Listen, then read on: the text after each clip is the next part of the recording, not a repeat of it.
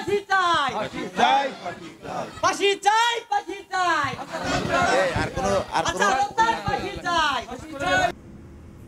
যশোরের অভয়নগর উপজেলার সিদ্দিপাশা ইউনিয়নের নাউলী সরকারি প্রাথমিক বিদ্যালয়ের সামনে কুয়েত প্রবাসী SM হাসান শেখ হত্যার বিচারের দাবিতে শিক্ষার্থীরা মানববন্ধন করেছে।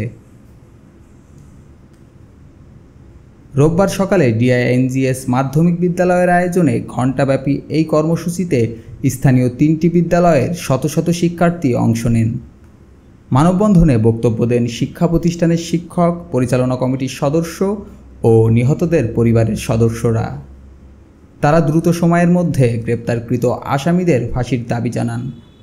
গত 15ই জুন হাসান শেখকে নৃশংসভাবে গলা কেটে হত্যা করা হয়। এ ঘটনায় দায়ের করা মামলায় 6 আসামিকে গ্রেপ্তার করে পুলিশ এবং হত্যায় ব্যবহৃত একটি অস্ত্র উদ্ধার করা হয়। ডেস্ক রিপোর্ট, দৈনিক যশোর।